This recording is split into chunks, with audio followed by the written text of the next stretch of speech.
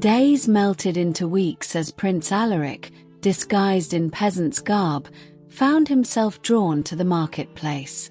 Each morning, he would weave through the bustling crowd, his heart quickening at the sight of Lyra tending her stall.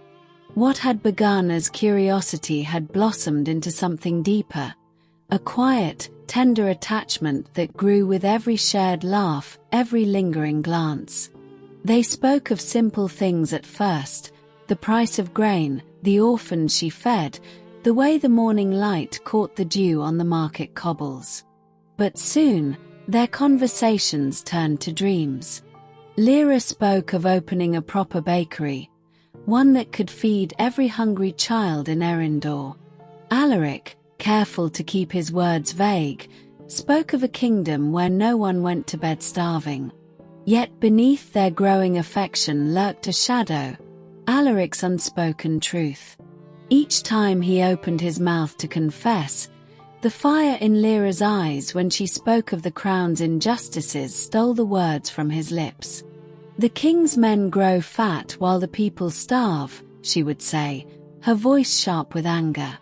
And Alaric would swallow his secret, his heart aching.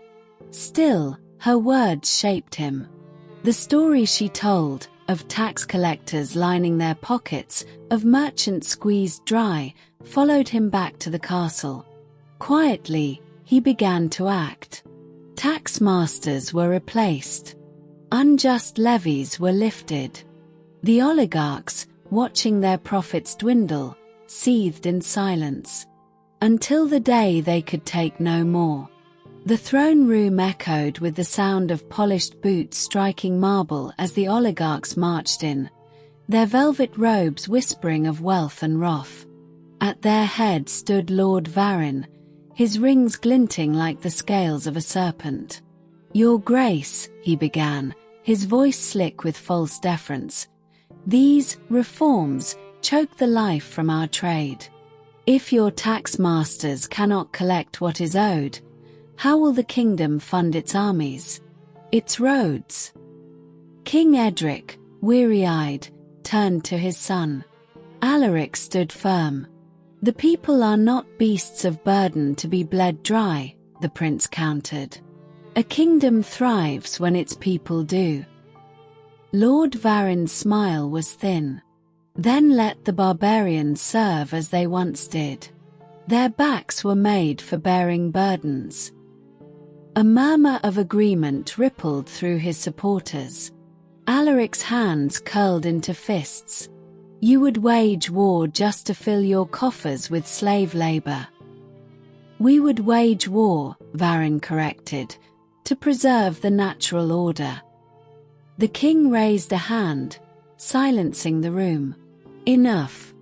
The council will reconvene at dawn. We will settle this then." As the nobles filed out, their displeasure hung thick in the air. Alaric watched them go, his thoughts racing. He had hoped to change Erindor gently, through Lyra's eyes. But the oligarchs would not yield without a fight. And somewhere in the city, unaware of the storm gathering in the castle, Lyra kneaded dough for tomorrow's bread, dreaming of a future with a peasant named Alaric. In the great hall of Erindor, tension hung thick as smoke. The oligarchs and nobles stood divided, their voices clashing like swords. King Edric, weary but resolute, sat upon his throne, his son Prince Alaric at his side. The debate had raged for hours. Peace with the barbarians, or war until their knees broke upon Erindor's soil. "King Edric, what say you, Alaric?" The prince rose, his voice cutting through the din. "You are the king, father, and I am not. But were the crown upon my head, I would have sealed this peace long ago. Look at the cost we've paid, lives lost, children fatherless, widows starving. Our coffers bleed gold for war, while our people bleed hope." A murmur rippled through the hall. Then Lord Varin, the most powerful of the oligarchs, stood, his rings glinting like the eyes of a serpent. Lord Varin, with respect, your grace, this is folly. The barbarians were once our slaves. The gods made them to serve, not to treat as equals. We are the mighty, they exist by our mercy. Half the council roared approval. Prince Alaric, coldly tell me, my lord, when was the last time you held a sword in defense of this kingdom? When did you bury a son? The nobles do not pay the price of war, the people do. And the empire falters beneath the weight of their suffering. Silence. Then, from the shadows, a voice sneered, it matters not. The strong rule the weak. That is the way of the world. Alaric's jaw tightened. Then the world is cruel, and it is a king's duty to be kinder than the world. The council dissolved into chaos. Those who opposed the prince stormed out, their loyalty as brittle as old parchment. The king's fear. That night, in the privacy of the royal chambers, the king slumped into a chair, his face lined with worry. King Edric, gods, what have I done? Without the oligarchs' knights, we are vulnerable. Prince Alaric, father, why fret? Those snakes will never let the barbarians take their wealth. They'll return when they see their interests align with peace. King Edric, rubbing his temples, and if they don't? If they plot against us? Alaric, softly, then you are still the king. And a king who cannot do what is right is no king at all. With that, he left his father to the weight of the crown. The next morning, King Edric stood before the remnants of his council. King Edric, we will treat with the barbarians. Not as slaves, but as men. Let the terms be fair, and the peace lasting. The hall erupted, some in praise, others in hissed dissent. The king's eyes flicked to the empty seats where the oligarchs had sat a day. As he retreated to his chambers, Alaric followed. The king sank into his chair, his voice a whisper. King Edric, gods, what have you made me do? Prince Alaric, what was necessary? But the king's hands trembled. We may have just lost the war before it began.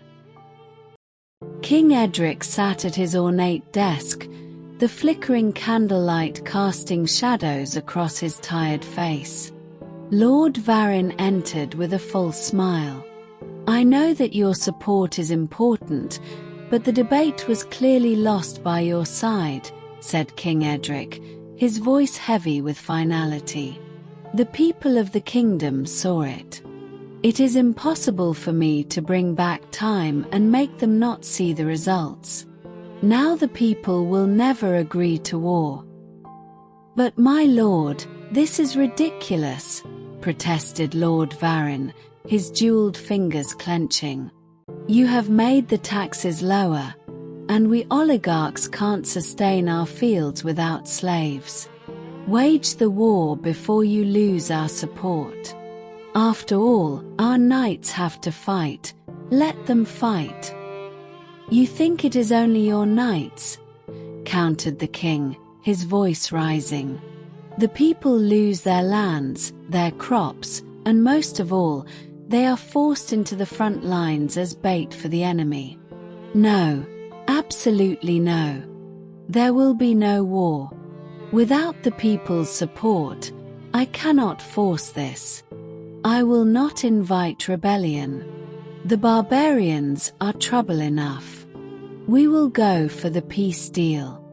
If you want labor, you will pay fair wages. Lord Varin's lips curled into a slow, cunning smile. My lord, it is you who takes the decision, he said with exaggerated deference. And if you are taking a step away from war, then who are we to oppose your will? With that, Lord Varin swept from the chamber, leaving the king to sink back into his chair, his face lined with unease. Deep beneath the city, in a chamber lit only by guttering torches, hooded figures whispered the cult's motto to gain entry: "Their blood for our gold, and for our gold, their blood." Once assembled, Lord Varin addressed the shadowy congregation. "We are the sages of the shadows," he declared. "None of our identities are revealed to each other, and all of us are permitted here only upon reciting our sacred words. Thus we remain hidden, not just from the kingdom, but from one another." A murmur of agreement rippled through the gathered conspirators. "Only I know who stands among us tonight," Varin continued, his voice dropping to a conspiratorial whisper. "And I tell you this, within our ranks walk palace guards, nobles, and even those the king calls his closest advisors. Betray us, and you will face the consequences." He drew forth a dagger forged of enchanted ice, its edge glinting lethally in the dim light. "Tonight, this blade will find the king's heart. By dawn, it will melt away, leaving no trace of the weapon that struck him down." He raised the dagger high. "All in favor of this decree, say aye," came the unanimous, hushed response from the hooded figures. The conspiracy was set in motion. By midnight, an assassin would enter the king's chambers, and the reign of Edric the Peacemaker would end in silence.